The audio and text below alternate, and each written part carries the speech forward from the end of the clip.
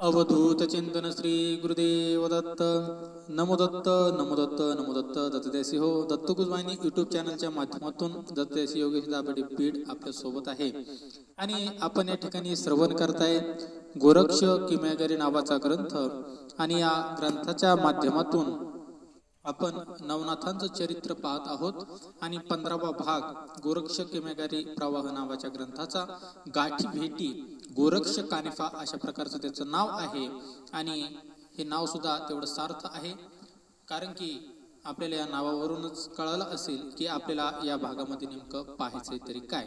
तर कानिफनाथ महाराज आणि गोरक्षनाथ महाराज यांची या अध्यायामध्ये भेट झालेली दिसते आपल्याला. तर फार सुंदर असा भाग आहे. पालकीसी बोई सेवक चालती हेला पट्टनासी येती सारे. आणि काय झालेले त्या श्रीराज्यामधून कानिफनाथ महाराज आपल्या 700 शिष्यांच्या लवाजमासह मच्छिंद्रनाथ आणि मैनाकिनी राणीने एवढा आदर सत्कार केला की राहोट्या असतील, धनसंपत्ती, हिरे माणिक मोती, वेगवेगळ्या प्रकारचे वस्त्र आभूषण आणि फार मोठा असा ऐवज त्या ठिकाणी त्या कानिफनाथांना आणि 700 शिष्यांना दिलेला आहे की या 700 शिष्याची आणि या कानिफनाथाची प्रवासामध्ये तीर्थयात्रेमध्ये कुठेही तारंबळ होऊ नये आणि अशा प्रकारची बोळवण करून त्या श्रीराज्यामधून त्या कानिफनाथांना या ठिकाणी निरोप दिलेला आपल्याला दिसतो. आणि मग कानिफनाथ महाराज अगदी पालखीचे भोई म्हणजे पालखीमध्ये बसून अगदी वाजत गाजत नाथांची त्या ठिकाणी स्वारी हेलापट्टण नगरीकडे निघालेली आपल्याला दिसते. वाटेमध्ये अनेक शिष्य कानिफनाथ महाराजांची झाली. त्या काळी कानिफनाथांचं ऐश्वर एवढं मोठं होतं, एवढं महान होतं की त्या कानिफनाथ महाराजांना 700 शिष्य होते. नवे नवे फार मोठा धनसंपत्ती, ऐश्वर संपन्न अशा प्रकारचं जीवन कानिफनाथांचं अगदी राज ऐश्वर्य संतांमध्ये ज्यांना आपण म्हणतो राजयोगी म्हणजे कानिफनाथ महाराज होते. आणि मग अशा पद्धतीने ते कानिफनाथ महाराज आता निघालेले आहेत. कुणीकडे निघाले तर ते हेलापट्टणला निघाले. आणि हेलापट्टणला निघाल्याच्या नंतर पुढं अनेक शिष्यवर्ग त्यांना भेटला. 700 शिष्यांमध्ये अजून भर पडत चालली आहे. आणि कानिफनाथांचं दिग्विजय ज्याला आपण म्हणतो, सर्वत्र वाहवा, सर्वत्र आदर सत्कार, सर्वत्र एक कानिफनाथ महाराजांची छाप जनमनावर सर्वसामान्यावर पडती आहे. आध्यात्मिक मार्ग, पारमार्थाचा मार्ग कानिफनाथांच्या माध्यमातून सर्व जगामध्ये एक नवीन अशा पद्धतीने आपल्याला उदय होताना दिसतोय.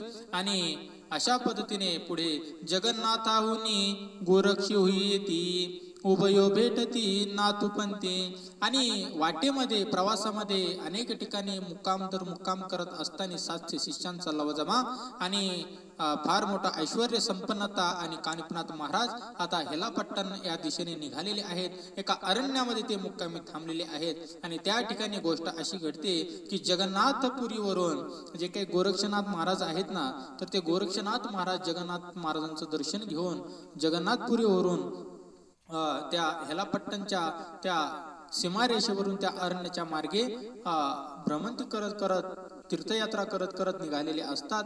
आणि अचानक 700 शिष्यांचा हा फार मोठा लावाजमा आणि फार मोठा शिष्यवर्गाचा हा ताफा आणि त्यासोबत एक नाथपंथी योगी म्हणजे कानिफनाथ महाराज यांना पाहिल्याच्या नंतर गोरक्षनाथांना सुद्धा वाटतं, अरे हा तर आपल्याच पंथातला कोणीतरी साधू दिसतो. आणि म्हणून त्या ठिकाणी जगन्नाथाहुनी गोरक्षी होईती उभयो भेटती नाथपंथी. आणि या नाथपंथाचे 2 साधू, एक गोरक्षनाथ महाराज आणि एक कानिफनाथ महाराज एकमेकांना भेटतायत, आलिंगन देतायत आणि वार्तालाप करतायत. एकमेकांच्या गुरुविषयी ते जाणून घेतायत. आध्यात्मिक पद्धती, दिनचर्या जे काही असतं तर ते सर्वांविषयी ते एकमेकांशी हितगुज करतायत. साधू को साधू मिले ते करे दो दो बात और गधे को गधा मिले तो खाए दो दो लात, असं आपल्याकडे म्हटलं जातं. म्हणून साधूच्या गप्पा गोष्टी काय असणार हो? हरिभक्तीविषयी गप्पा मारणार, अध्यात्माविषयी गप्पा मारणार, तपश्चर्याविषयी गप्पा मारणार. आणि साधू हे जगाच्या कल्याणाविषयी गप्पा मारणार. आणि म्हणून ते साधू असतात. नाहीतर आपल्याकडे सगळे संधी साधू असतात. असो तर मग त्या ठिकाणी जगन्नाथाहुनी गोरक्ष होई येती गोरक्षनाथ महाराज आलेले आहेत. आणि कानिफनाथ सुद्धा त्या अरण्यामध्ये हेलापट्टण नगरीच्या परिसरामध्ये जे काय अरण्य आहे तर त्या जंगलामध्ये 700 शिष्यांसह ते रात्रभर मुक्कामी आहे. आणि त्या ठिकाणी गोरक्षनाथांची आणि कानिफनाथांची भेट झालेली आहे. आणि मग नंतर पुढं काय होतं, कानिफा प्रेरिती विभक्तू मंत्राते फले पक्व राशी सांच तसे. गोष्ट अशी घडली की कानिफनाथांना वाटलं की इतर नाथपंथी आहेत, गोष्ट खरी, परंतु नाथपंथांचं सामर्थ्य काय असतं. नाथपंथामध्ये जी काही विद्या आहे शाबरी विद्या, तर या शाबरी विद्येमध्ये हे गोरक्षनाथ खरोखर प्रवीण आहेत काय, थोडीशी आपण यांची चुणूक पाहूयात किंवा यांचं सामर्थ्य पाहूयात किंवा यांचं गुणकौशल्य आपण पाहूयात. खरोखर हे शाबरी विद्येमध्ये तरबेज झालेले आहेत काय. नाथपंथांचं जे वैभव आहे तर ते म्हणजे शाबरी विद्या. आणि या शाबरी विद्यामध्ये शाबरी मंत्रांमध्ये हे जे काही गोरक्षनाथ आहेत तर ते गोरक्षनाथ खरोखर या ठिकाणी कशा पद्धतीने तरबेज आहेत किंवा त्याच्यामध्ये त्यांना काही विद्या थोडीफार येते का, याचं थोडंसं आपण परीक्षा घेऊयात किंवा चेकअप करून पाहूयात, असं कानिफनाथ महाराज मनातल्या मनात त्यांचे एक विचार येतोय. आणि मग ते म्हणतायत, आता दुपार झाली गोरक्षनाथ, आता दुपार झालेली आहे आणि एका आम्रवृक्षाच्या जवळ आपण निवांत या ठिकाणी बसलेलो आहोत. मला तर आता फारच भूक लागलेली आहे. आणि मग भूक लागलेली असताना या ठिकाणी आता मला असं वाटतंय, हे आंबा जो आहे या झाडावरील, तर हे आंब्याचे फळ या ठिकाणी आपण याच्यावरती एक ताव मारावा, मस्त आस्वाद घ्यावा या आंब्याचा. कारण की ते दिवस, आंब्याचे दिवस म्हणजे ते उन्हाळ्यातील दिवस असावेत साहजिकच. आणि त्या कडक उन्हाळ्याच्या दिवसामध्ये, चैत्र वैशाखाच्या त्या दिवसांमध्ये कानिफनाथ महाराज आणि गोरक्षनाथ महाराज सावलीला बसलेले आहेत. जवळच काही अंतरावरती आंब्याचं झाड आहे. छान असे पिकलेले पाड आंबे त्याला लगडलेले आहेत. आणि कानिफनाथांच्या मनामध्ये गोरक्षनाथांची परीक्षा घेण्याचा विचार येतो की खरोखर या गोरक्षनाथांना शाबरी विद्येचं काही ज्ञान आहे का. आणि मग गोरक्षनाथ म्हणतायत, ठीक आहे, खाऊयात आंबे, काही एक अडचण नाही. मग तिथं जाऊन आपल्याला तोडून आणायला पाहिजेत, तिथून आपल्याला तोडून आणायला पाहिजेत. तुमच्याकडे शिष्य फार मोठे आहेत, तुम्ही कोणातरी शिष्याला पाठवा आणि घेऊन यायला सांगा, काही एक अडचण नाही, मी तर एकटा आहे. मग कानिफनाथ म्हणतात गोरक्षनाथांना, अहो शिष्य नेहमी असतीलच असं नाही, माणसाने स्वावलंबी जीवन जगलं पाहिजे. स्वतःच्या जीवावर, स्वतःच्या हिमतीवर, स्वतःच्या कर्तृत्वावर माणसाने जीवन जगलं पाहिजे. शिष्यांचं काय आहे, आज आहे उद्या नाही. श्रीराज्यामध्ये तुम्ही पाहिलं ना, मागच्या माझ्या कथा भागामध्ये 600 शिष्यांपैकी फक्त 7 शिष्य कानिफनाथांसोबत राहिले. शिष्यांचं काय हो, शिष्य आज आहेत उद्या नाहीत. गुरुला सोडून जाणारे शिष्य सुद्धा जगामध्ये आहेत. म्हणून त्या शिष्यांवर अवलंबून राहणं गुरुला म्हणजे योग्य अशा पद्धतीचं ठरत नाही. आणि त्यामुळं नाथपंथी आपण आहोत आणि नाथपंथाचं सामर्थ्य या ठिकाणी आपण विसरता येत नाही, आपण विसरू नये. कारण की नाथपंथाचं सामर्थ्य म्हणजे शाबरी विद्या आहे. आणि या शाबरी विद्येच्या माध्यमातून आपण आपली कामं सहज, सुलभ आणि सोप्या पद्धतीने बसल्या जागी करू शकतो. एवढं सामर्थ्य या शाबरी विद्येमध्ये आहे. कानिफनाथ महाराज म्हणतायत, तुम्ही विसरू नका गोरक्षनाथ, आपण नाथपंथी आहोत आणि तुम्ही विसरलात काय आपलं नाथपंथाचं सामर्थ्य, शाबरी विद्येचं सामर्थ्य. म्हणजे कसं, गोरक्षनाथ म्हणतायत, अहो या ठिकाणी बसूनच या ठिकाणी मी तुम्हाला आंबे आणून दाखवतो. मग कानिफा प्रेरिती विभक्तो मंत्राते फले पक्व राशी सांततसे.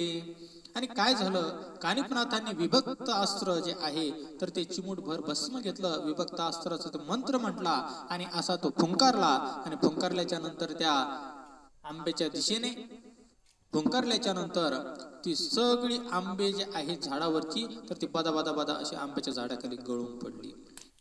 अहो एवढंच काय, आंबे गळून पडले गोष्ट खरी आहे, परंतु कानिफनाथ आणि गोरक्षनाथ महाराज इकडे फार दूर बसलेले आहेत.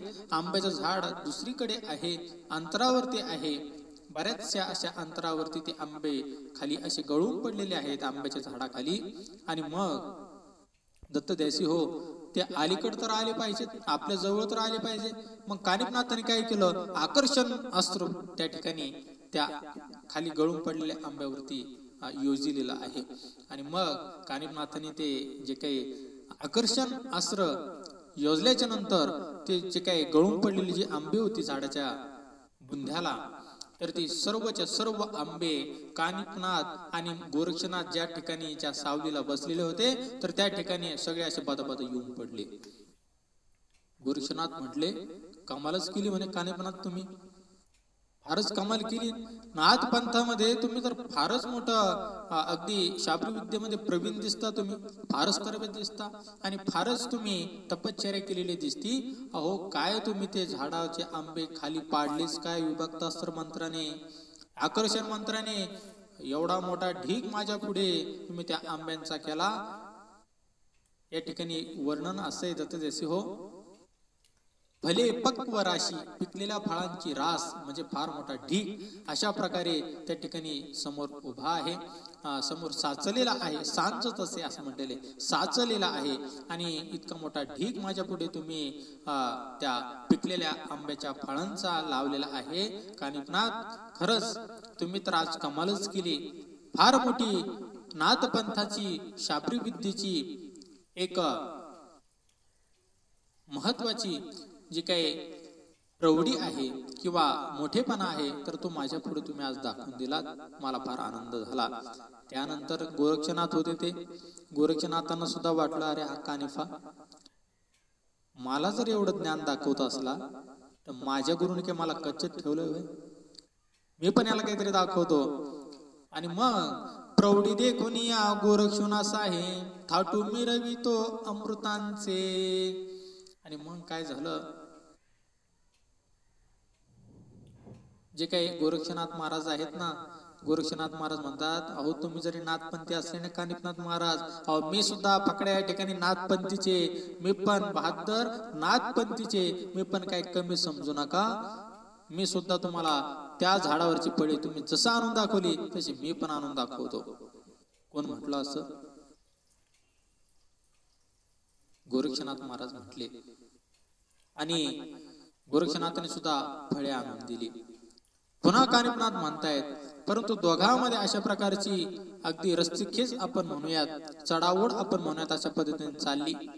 परंतु या ठिकाणी जे काही कानिफनाथ महाराज म्हणतायत, मी तुम्हाला ते फळ आणून देतो, पुन्हा एकदा तुम्हाला मी देतोय. परंतु गोरक्षनाथ म्हटले, अहो फळ किती आणताय आता कानिफनाथ महाराज, खाऊ खाऊ आता पोट आपलं भरलंय, आता ही फळं एवढी उरली, याचं करायचं काय नेमकं? गोरक्षनाथ म्हणतात कानिफनाथांना, ही फळं जी उरलेली आहेत आंब्याची, याचं करायचं काय नेमकं? मला असं वाटतंय जी काही फळं आहेत ना, फळं, तर ही फळं काय करावं आपण, या ठिकाणी जे काही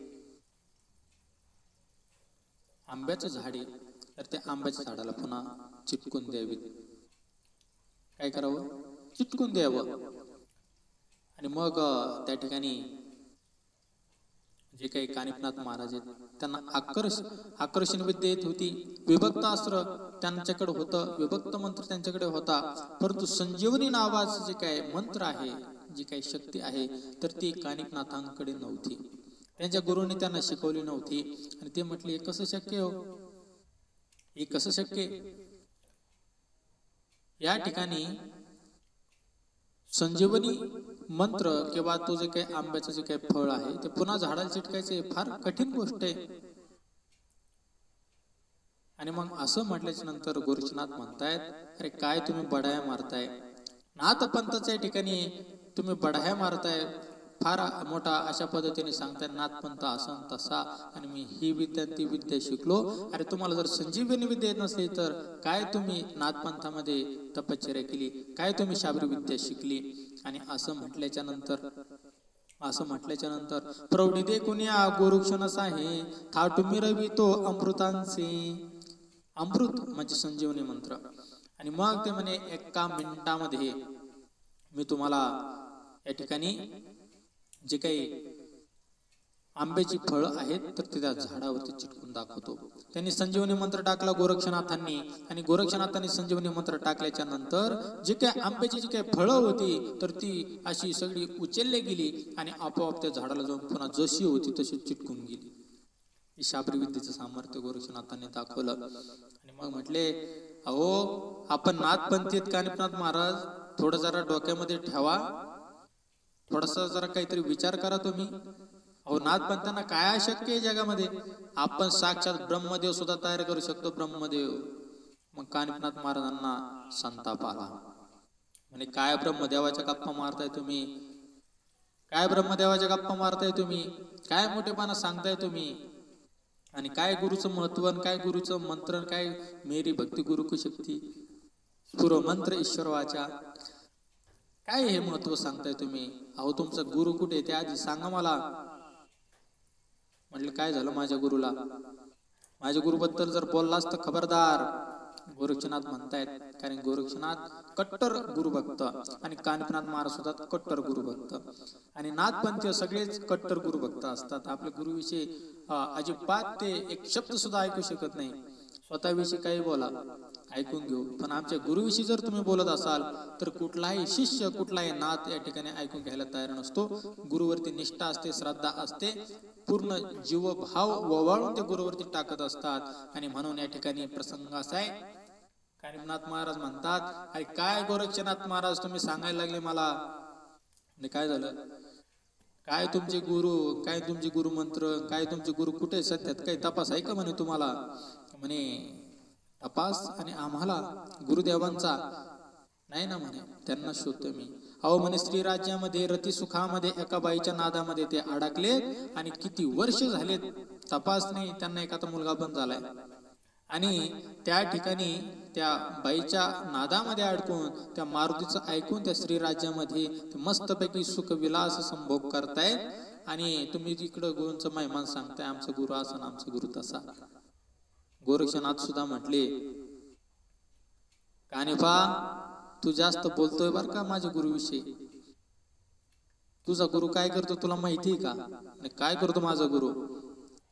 अरे तुझा जालिंदरनाथ नावाचा गुरु त्या गोपीचंद राजाने फार मोठी बहादरकी केली, फार मोठा पराक्रम केला. आणि काय केलं माहिती का तुझ्या गुरुला? काय केलं? कानिफनाथ महाराज विचारतायत, अरे काय केलं? काय बी सांगू नकोस. काय पराक्रम केला त्या गोपीचंदाने? माझा नाथ, माझा गुरु असा आहे, त्याच्या पुढे कोणाचा पराक्रम चालत नाही. ते गोपीचंद राजाने काय पराक्रम केला? म्हणे आई गोरक्षा, आपलं कानिफा आई.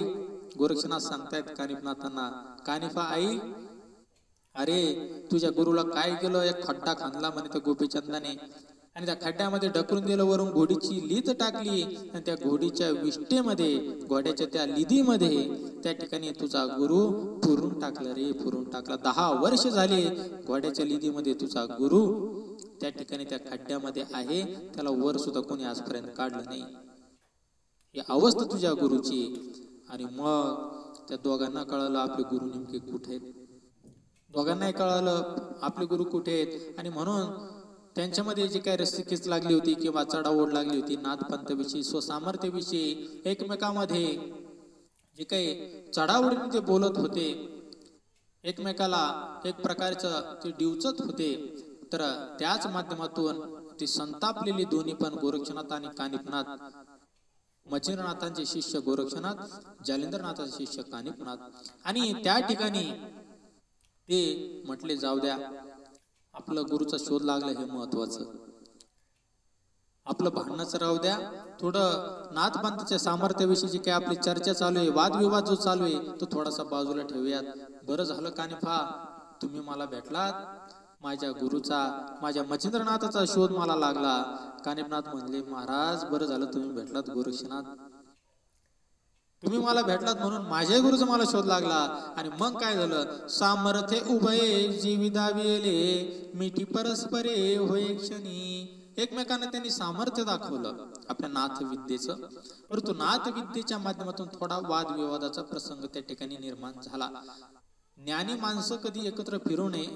दत्त महाराजांनी 24 गुरु केले, त्याच्यामध्ये एक सर्प नावाचा प्राणी, सरपटणारा, त्याला सुद्धा गुरु मानलं. कारण की दोन सर्प एकत्र गळ्यात गळे घालून फिरताना कधी दिसत नाहीत. नर मादी दिसतील तुम्हाला, परंतु दोन सर्प मित्र आहेत आणि ते मित्र सोबत चाललेत असं कधी होत नाही. कारण की दत्तप्रभू असे सांगतात, दोन बुद्धिमानांनी एकत्र कधी राहू नये. कारण मतभेद होतात, भांडणं होतात, वादविवाद होतात आणि शास्त्र जे आहे तर ते शास्त्राला एक वेगळं वळण लागतं आणि त्याच्यामुळं दोन बुद्धिमानांनी एकत्र राहू नये असं दत्त महाराजांनी 24 गुरूंच्या माध्यमातून सर्प जे काही गुरु केला तर त्या माध्यमातून सांगितलं. मी मागच्या एका व्हिडिओमध्ये सांगितलेले त्याविषयी सविस्तर असा व्हिडिओ. तर या ठिकाणी सुद्धा तोच प्रसंग आपल्याला दिसतो. दोन बुद्धिमान, दोन ज्ञानी माणसं एकत्र आले ना तर ते एकमेकांचं ज्ञान आहे ना असं चेकअप करत असतात.